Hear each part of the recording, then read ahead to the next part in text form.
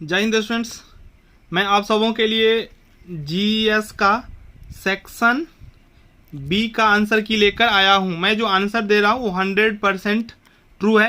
किसी भी प्रश्न में कोई डाउट नहीं है, ठीक है। चाहे तो आप गूगल करके मिला सकते हैं। थोड़ा क्वेश्चन टफ था, ठीक है, आप लोगों के लेवल के हिसाब से, क्योंकि बड़े बड़े कंपटीशन में ऐसा क्वेश्चन पूछा जाता है, या ये बोलें तो इस ढंग से नहीं ही पूछा जाता है। कोई भी क्वेश्चंस का वो सिस्टम नहीं रखा था। मेरे पास जो प्रश्न है उसका सेट जो है वो देख लीजिए, सी है। और आप लोगों के पास जो भी हो क्वेश्चन तो वही होगा, बस आगे पीछे होगा। आप पॉज करके वीडियो को मिला लें। सेट ए अपलोड कर दिए थे लेकिन बी नहीं अपलोड हुआ था। अब मैं अभी आप लोगों को बी का आंसर बता रहा हूँ, आप एक एक करके मिलाते चलिए। आ गया सेक्शन बी, खंड बी। पहला क्वेश्चन है, पर्यावरण, वन और जलवायु परिवर्तन के वर्तमान केंद्रीय मंत्री कौन है? तो ये तो करंट अफेयर से पूछ दिया था क्वेश्चन, तो इसका जो राइट आंसर हो जाएगा प्रकाश जावड़ेकर, जो भूतपूर्व शिक्षा मंत्री थे।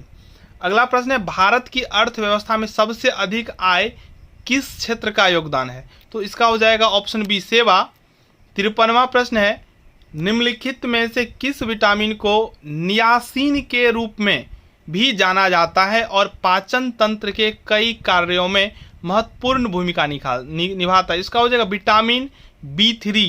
53 का सी हो जाएगा। 54 नंबर प्रश्न जो है वो देखिए कहाँ से पूछा। मई 2016 में नई शिक्षा नीति के विकास हेतु समिति ने किसकी अध्यक्षता में अपनी रिपोर्ट प्रस्तुत किया था? तो स्वर्गीय श्री TSR सुब्रमण्यम, इनके ही अध्यक्षता में रिपोर्ट प्रस्तुत किया गया था। 54 का ये देखिए कहाँ से क्वेश्चंस उठाया है। 55वां बहुत ही आसान क्वेश्चन, राफेल विमान कहाँ से प्राप्त किया गया? फ्रांस पे बहुत सारे विवाद राफेल पे हुआ भी था। बिहार के वर्तमान राज्यपाल कौन है? तो राजेंद्र विश्वनाथ अरलेकर। बहुत से स्टूडेंट फागू चौहान भी लगा दिए होंगे। विश्व व्यापार संगठन WTO, वर्ल्ड ट्रेड ऑर्गेनाइजेशन, कब अस्तित्व में आया? तो इसका हो जाएगा 1 जनवरी 1995। 58वां प्रश्न है, IMF की भूमिका क्या होती है? तो इसका जो राइट आंसर होगा हो जाएगा एक स्थिर विनिमय दर, शासन सुनिश्चित करने और भुगतान संतुलन में संकट का सामना करने वाले देशों को आपातकालीन सहायता प्रदान करना, ये इनका काम है। 59वां प्रश्न है, पृथ्वी पर सबसे बड़ा महासागर बेसिन कौन सा है? तो प्रशांत महासागर, इसका पैसिफिक ओशियन राइट आंसर हो जाएगा। ठीक है, सब प्रश्न का उत्तर सही है। फिर भी अगर किसी प्रश्न में आपको डाउट होता है तो आप निश्चित रूप से कमेंट में बताइए, मैं आपको उसका फिर एक बार देखकर मैं भी बता सकता हूँ। ठीक है, क्योंकि यहाँ पे सीखने और सिखाने की प्रोसेस चलता है ना। तो मैं बहुत बड़ा विद्वान हूँ न कोई ऐसी बात है। ठीक है, मैं भी सीख रहा हूँ और सिखा रहा हूँ। ये प्रोसेस है, ये प्रोसेस हमेशा चलता ही रहेगा। हम भी सीखेंगे जहाँ अगर मेरा मिस्टेक होगा। तो लाल रिबन क्या दर्शाता है? तो HIV एड्स।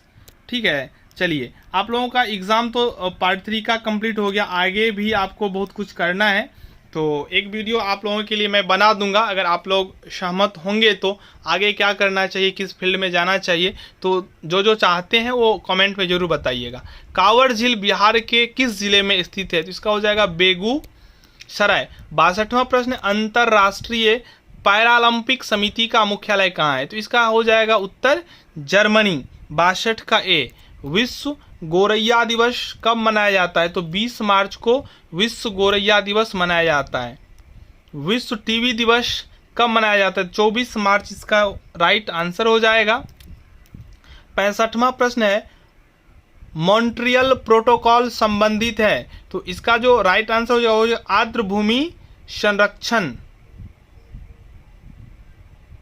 नहीं सॉरी इसका नहीं होगा, इसका हो जाएगा ओजोन क्षयकारी पदार्थ। 65 का जो है वो हो जाएगा बी राइट आंसर, सी नहीं होगा। ठीक है, इसका हो जाएगा राइट आंसर बी, 65 का बी। चलिए अगला प्रश्न है, मरकरी और लेड जहरीले तत्व है जो डैश का कारण बनते हैं? किसका कारण बनते हैं? तो इसका हो जाएगा ध्वनि प्रदूषण। 66 का ए हो जाएगा, ठीक है। नॉइज पॉल्यूशन के कारण बनता है। बेचारे की लकड़ी है, तो बांस को बेचारे की लकड़ी कहा जाता है, क्योंकि आप लोग भी देखते होंगे बांस का प्रयोग हम कहीं भी कर सकते हैं। अगर खपरेल का घर बनाते हैं उसमें भी, एस्बेस्टस बनाते हैं उसमें भी, यहाँ तक कि आप अगर घर बनाते हैं तो उसमें भी बांस का जरूरत पड़ जाता है। तो मतलब आप कहीं भी, इसका मल्टी यूज है, इसलिए इसे बेचारे की लकड़ी कहा जाता है। उसके बाद है 68वां प्रश्न, रामसर कन्वेंशन का मिशन संरक्षण करना है, किसका संरक्षण करना है? तो इसका करेक्ट आंसर हो जाएगा गीली भूमि, वेट लैंड्स। चलिए 69वां प्रश्न है, वैश्विक जलवायु में निम्नलिखित में से किसका सकारात्मक विकिरणकारी बल या तापन प्रभाव है? तो इसका जो राइट आंसर होगा हो जाएगा समतापमंडल, 69 का बी। चलिए 70वां प्रश्न है, UNFCCC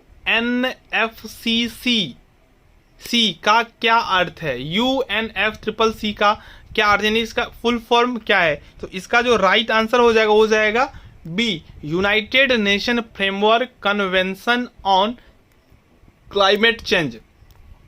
चलिए 71वां प्रश्न है, PPE का मतलब क्या होता है, यानी कि PPE का फुल फॉर्म क्या होता है? तो इसका राइट आंसर हो जाएगा पर्सनल प्रोटेक्टिव इक्विपमेंट, व्यक्तिगत सुरक्षा उपकरण।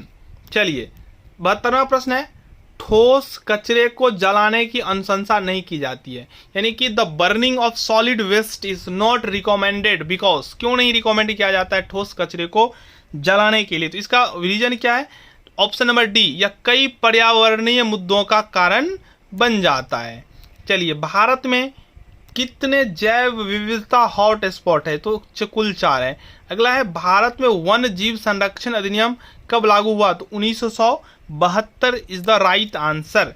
चलिए 75वां प्रश्न है, CITES इसका किससे संबंध है? तो इसका राइट आंसर हो जाएगा लुप्त प्राय पौधों और जानवरों का संरक्षण से। 76वां प्रश्न है, ध्वनि को किस इकाई में मापा जाता है? डेसिबल में। 77वां प्रश्न है, निम्नलिखित में से कौन सा शैवाल प्रस्फुटन का प्रमुख कारण है? तो इसका राइट आंसर हो जाएगा मृदा अपर्दन।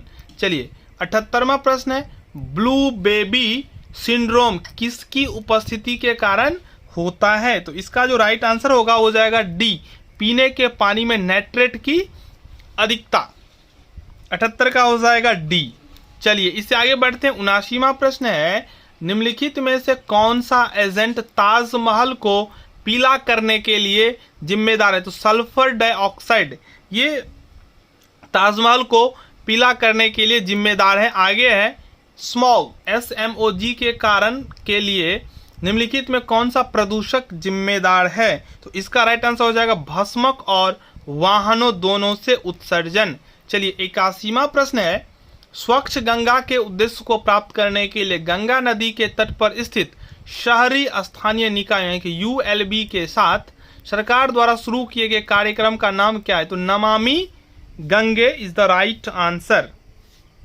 चलिए अब देख लेते हैं 82वां प्रश्न है, गहरे समुद्री जल में रहने वाले अधिकांश जानवर होते हैं। तो इसका हो जाएगा डेट्राइटिवोर। ठीक है, अगर आप लोगों को अच्छा लगा हो, ठीक है, मेरा प्रयास, तो निश्चित रूप से और चैनल को सब्सक्राइब कर लें, वीडियो को लाइक कर दें, क्योंकि मैं आप लोगों के लिए टाइम निकाल कर मेहनत करके आंसर लाता हूं। या भी क्वेश्चंस अपलोड किए थे, बहुत सारे क्वेश्चंस मिला भी था, ये मैं नहीं, आप ही लोग बताएंगे जो कितना आपको यह चैनल मदद किया है इस एग्ज़ाम में और आगे भी करता रहेगा। इसलिए आप लोग इस चैनल को जरूर सब्सक्राइब करके रखें। 83 नंबर क्वेश्चन है, किसी विशेष समय में पोषी स्तर पर सजीव पदार्थ के द्रव्यमान को क्या कहते हैं? तो इसका हो जाएगा खड़ी फसल। ठीक है, 83 का हो जाएगा सी। 84वां प्रश्न है, एक पारिस्थितिकी तंत्र के जैविक घटकों में शामिल होता है। तो इसका हो जाएगा उत्पादक, उपभोक्ता और अपघटक। ठीक है, चलिए 85वां प्रश्न है, निम्न में से कौन सा सबसे स्थिर पारिस्थितिकी तंत्र है? तो इसका राइट आंसर हो जाएगा महासागर। चलिए 86वां प्रश्न है, ENSO का क्या अर्थ है, ENSO का क्या अर्थ है? तो इसका जो राइट आंसर होगा वो हो जाएगा अल नीनो दक्षिणी दोलन। ठीक है, 86 का बी हो जाएगा। आप लोग बताइएगा आप लोगों का कितना आंसर करेक्ट हुआ है। 87 नंबर प्रश्न है, पृथ्वी का सबसे बड़ा परितंत्र है, तो बायोस्फीयर जो है इसका राइट आंसर होगा। 88 नंबर प्रश्न है, बिहार के किस जिले में सर्वाधिक वन क्षेत्र है? कैमूर सबसे 1 नंबर पे, दूसरे नंबर पे आता है पश्चिम चंपारण, ये दोनों सबसे कम वाला क्षेत्र है। ठीक है, चलिए, रणथंभौर राष्ट्रीय उद्यान किस राज्य में स्थित है? तो इसका हो जाएगा राजस्थान में। डुरंड रेखा किन देशों को अलग करती है? तो अफगानिस्तान और पाकिस्तान को 2 भागों में बांटने वाली रेखा को डुरंड रेखा कहा जाता है। चलिए, 91 नंबर प्रश्न है, उच्च जैविक ऑक्सीजन मांग BOD क्या दर्शाता है? तो इसका राइट आंसर जो होगा वो जाएगा ए, माइक्रोबियल प्रदूषण का उच्च स्तर। चलिए, 92 नंबर क्वेश्चन है, कार्बन क्रेडिट क्या है? ऑप्शन 4 दिया हुआ है, तो इसका राइट आंसर हो जाएगा ऑप्शन नंबर डी। चलिए, क्योटो प्रोटोकॉल का मुख्य उद्देश्य क्या है? क्योटो में जो हुआ था सम्मेलन, उसका क्या मेन पर्पस था? तो इसका जो राइट आंसर हो जाएगा वो ग्रीन हाउस गैसों को कम करने के लिए, to reduce green house gases. ठीक है, चलिए 94 नंबर प्रश्न है, अब कुछ ही क्वेश्चंस बचा है। किस राज्य सरकार ने जल जीवन हरियाली अभियान शुरू किया है? अगर आप थोड़ा भी ध्यान देकर देते तो आपको पता हो जाता, बिहार। चलिए 95 नंबर क्वेश्चन है, भारत के किस राज्य को 90% क्षेत्र वनों से आच्छादित है? तो हमें पता है जो मध्य प्रदेश जो है सबसे ज्यादा वन वाला राज्य है। 96 नंबर क्वेश्चन है, पिछली शताब्दी में समग्र वैश्विक तापमान में 3 डिग्री सी की वृद्धि के कारण ग्रीन हाउस गैसें CFC हैं। रेफ्रिजरेटर में प्रयुक्त होने वाले CFC कौन है? तो अमोनिया होगा इसका राइट आंसर। 97 नंबर क्वेश्चन है, जो विश्व पर्यावरण दिवस कब मनाया जाता है? 5 जून को। चिपको आंदोलन किसके द्वारा शुरू किया गया था?